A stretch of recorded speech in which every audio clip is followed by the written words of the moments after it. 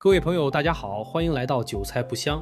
铜价刚刚突破了每吨14000美元，创了历史纪录，一年涨了40%。但大部分人不知道，推动这轮铜价暴涨的不只是数据中心的需求，还有一个看不见的链条，从霍尔木兹海峡的战火到南美洲的铜矿，到你手机里的芯片。今天我们就一起来看一下这到底发生了什么，同时也感谢大家的点赞、订阅和关注，这是对我们团队持续创作内容的最大鼓励。先说那个被大部分人忽略的链条，炼铜需要硫酸，硫酸是从硫磺里制造的，而硫磺是炼石油的副产品。全球将近一半的海运硫酸供应来自中东，主要是伊朗、沙特和阿联酋。霍尔木兹海峡是这些硫酸出海的唯一通道，全球20%的石油和将近一半的硫酸都要经过这条窄窄的水道。伊朗冲突爆发后，海峡的航运受到了严重干扰，持续的时间远超市场预期，硫酸的全球供应链断裂了，硫磺价格突破了每吨1200美元，创了历史纪录。智利是全球最大的铜生产国，智利的铜矿大量依赖进口硫酸来做施法冶炼，霍尔木兹海峡一堵，硫酸到不了智利，铜就炼不出来。2026年第一季度，智利的铜产量同比下降了6%，智利占全球铜产量的27%，是最大的单一生产国。6%的减产意味着全球市场少了大约15万吨的供应。这个数字恰好等于国际铜研究组织预测的2026年全年缺口，也就是说，光智利一个国家的减产就把全球的缺口填满了。雪上加霜的是，中国在5月份收紧了硫酸出口限制，一下子从全球海运市场上抽走了大约300万吨的供应。智利、印度尼西亚和印度是受冲击最大的3个国家。摩根大通的分析指出，全球大约15%的铜产量直接依赖硫酸的供应，硫酸断供等于铜产量断供。摩根大通还做了一个模型，如果布伦特原油价格维持在每桶110美元以上，2026年全球铜需求增速会被拖累1.4个百分点。油价越高，经济越慢，铜的需求增速会放缓。但同时，油价越高，霍尔木兹海峡越紧张，硫酸越短缺，铜的供给也在减少。需求和供给同时被挤压，但供给被挤压的程度更大。这就是铜价在经济放缓的背景下仍然创新高的原因。这就是伊朗战争跟铜价之间那条看不见的链条。战火封锁了海峡，海峡卡住了硫酸，硫酸卡住了铜矿，铜矿减产推高了铜价。从中东到南美2万公里的距离，每一个环节都在传导。而且硫酸的运输本身就极其困难，它有强腐蚀性，陆运的成本和风险远高于海运。这意味着一旦海运通道中断，没有现实可行的替代方案。矿企不能简单的换一个供应商。亿万富翁矿业大亨 Robert Friedland 在演讲中专门警告过这个风险。他说，霍尔木兹海峡的关闭不只是石油的问题，它会导致铜生产和农业所需的关键前体材料严重短缺。但硫酸只是供给端的问题，需求端更疯狂。人工智能数据中心正在吞噬铜。一个传统的数据中心大约需要2万吨铜，一个人工智能数据中心需要的铜是传统数据中心的2到3倍，因为供电系统、冷却系统和高速布线的铜用量大幅增加。4大科技巨头今年的资本开支合计超过7500亿美元，这些钱很大一部分花在了建数据中心上。全球在建和规划中的数据中心数量在过去2年翻了1倍，每一个数据中心都需要大量的铜。高盛的研究报告估计，到2030年，仅人工智能数据中心对铜的需求就将达到每年50万吨以上，这相当于全球目前铜产量的2%。听起来不多，但在一个已经供不应求的市场里，2%的额外需求足以把价格推到天上去。但铜的需求不只来自数据中心，电动汽车需要的铜是燃油车的3到4倍。一辆普通燃油车大约用23公斤铜，一辆电动车用83公斤，电动大巴用的更多，接近370公斤。全球电动车销量在过去3年翻了1倍，每一辆新增的电动车都在从铜市场上多吃3倍的量。电网升级需要铜，太阳能板需要铜，风力发电需要铜。全球精炼铜需求预计到2035年将达到4900万吨，比2021年翻了将近1倍。美国商务部长 Lutnick 近期公开表态，美国需要加快国内铜矿的开发。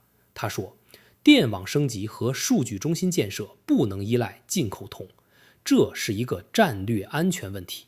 但问题是，美国开一个新铜矿平均要29年，这个速度跟人工智能的需求增速完全不在一个节奏上，供给呢完全跟不上。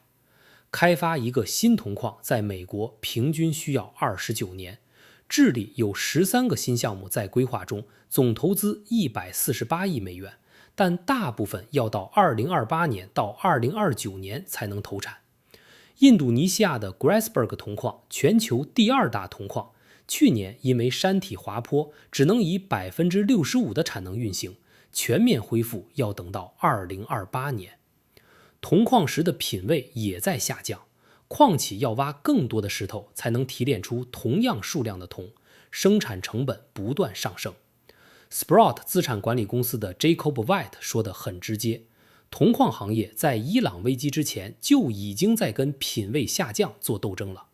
过去20年，全球铜矿的平均品位下降了超过30%。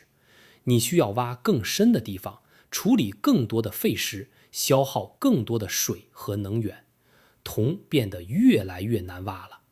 中国冶炼厂和安托法伽斯塔矿业签订的2026年铜精矿加工费降到了每吨0美元。0美元，这意味着冶炼厂已经到了不赚加工费也愿意拿矿石的地步，因为矿石太稀缺了。2025年的加工费还是每吨21.5美元，一年之内从21.5降到0，这在铜冶炼行业几十年的历史里从来没有出现过。冶炼厂现在要靠卖副产品，比如硫酸、黄金和其他金属来维持利润，本业不赚钱了。国际铜研究组织预测，2026年全球精炼铜市场将出现超过15万吨的缺口，这是从2025年的小幅过剩转向短缺的转折年。所以总结一下铜的逻辑：需求端，人工智能数据中心加电动汽车加电网升级加可再生能源，全部在同时拉动。供给端，霍尔木兹海峡堵了硫酸供应，智利减产 6%， Grasberg 产能受限，中国限制硫酸出口，新矿开发至少要5到10年。需求暴涨，供给跟不上，缺口在扩大。这就是铜价创历史记录的原因，不是炒作，是结构性的供需失衡。华尔街有一个说法叫铜博士，因为铜的价格走势能诊断全球经济的健康程度。铜涨说明工业活动在扩张，铜跌说明经济在收缩。但这一次铜价的上涨不只是经济周期的信号，它叠加了地缘政治、供应链断裂和人工智能需求爆发3重因素，这种组合在过去几十年里从来没有出现过。那能投什么？铜矿股是最直接的方式，有几家值得关注。第一家 Freeport-McMoRan 代码 FCX， 全球最大的上市铜矿公司，旗下的 Grasberg 矿是全球最大的铜精矿之一，美国 70% 的精炼铜产量来自这一家。过去1年，股价从35美元涨到了63美元，涨了 80%， 远期市盈率大约23倍，连续4个季度利润超预期。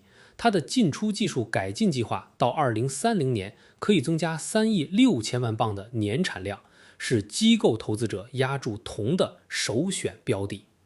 Grasberg 矿的故事本身就很传奇，它位于印度尼西亚巴布亚省海拔4000多米的山上，是人类建造的最大的地下矿山之一。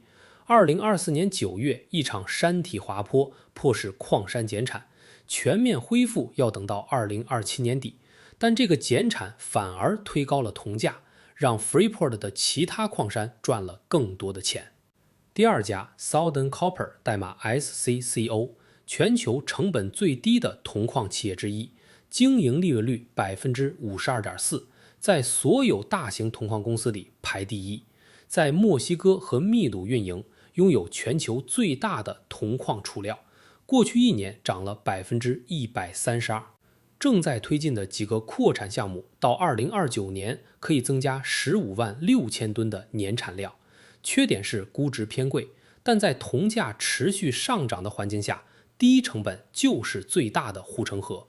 而且 SCCO 的分红非常慷慨，股息率常年在 4%到6% 之间，铜价越高，利润越多，分红也越多。第三家 Teck Resources 代码 TECK， 加拿大公司2024年把煤炭业务以73亿美元卖了，变成了纯铜锌公司。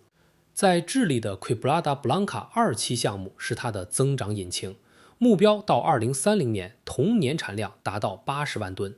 转型后的 Teck 是人工智能和电气化时代的纯铜标的。第四家 Ivanhoe Mines 代码 IVN， 在刚果民主共和国运营 Kamoa-Kakula 铜矿，全球品位最高的大型铜矿之一。矿石品位高意味着生产成本低，产量在快速爬坡，风险是非洲的政治不确定性，但矿石质量实在太好。中国的中铁集团近期也在跟刚果政府讨论开发另一个超大型铜矿项目，说明全球矿业巨头都在往非洲跑。如果你不想选个股，铜矿指数基金也是一个选择。Global X 铜矿指数基金代码 COPX， 过去1年涨了 154%， 远超铜价本身 33% 的涨幅。因为铜矿公司的盈利对铜价有杠杆效应，铜价涨 10%， 矿企的利润可能涨 30%。 原因很简单，矿企的生产成本基本固定，铜价每涨1美元，多出来的全是利润，这就是经营杠杆。铜价越高，杠杆效应越强。还有一个更直接的方式，美国铜指数基金代码 CPER，直接追踪铜期货价格，适合只想赌铜价不想选公司的投资者。如果你偏好大型多元化矿企， BHP 和 Rio Tinto 也有大量铜业务。 BHP 市值超过1800亿美元，铜是它的第2大收入来源。 Rio Tinto 在蒙古的奥尤陶勒盖铜矿是全球最大的新开发铜矿之一。这两家的优势是波动性更低，因为铜只是他们收入的一部分，铁矿石和其他金属提供了缓冲。缺点是对铜价的弹性不如纯铜标的。风险方面，铜是高度周期性的资产。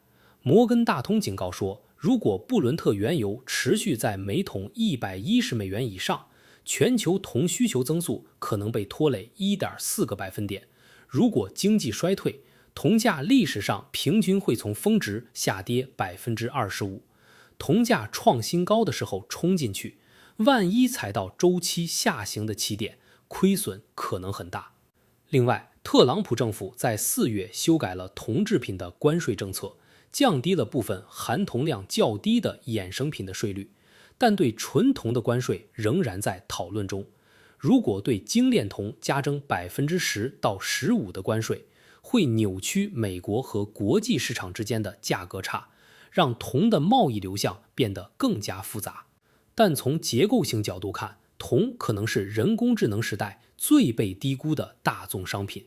英伟达设计了大脑，美光制造了记忆，但连接这一切的那根线是铜做的。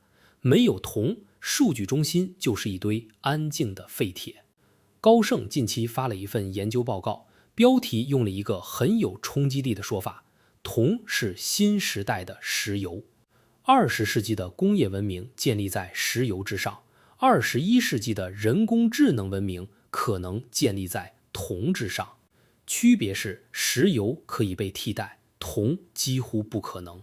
这个判断对不对，时间会给答案，但至少在现在，铜价的走势在告诉所有人一件事：这个星球上最古老的金属之一，正在成为人工智能时代最稀缺的资源。感谢大家观看，做这类深度内容不易，你的订阅、点赞和转发就是对我们最大的支持。我是韭菜不香，我们下期再见。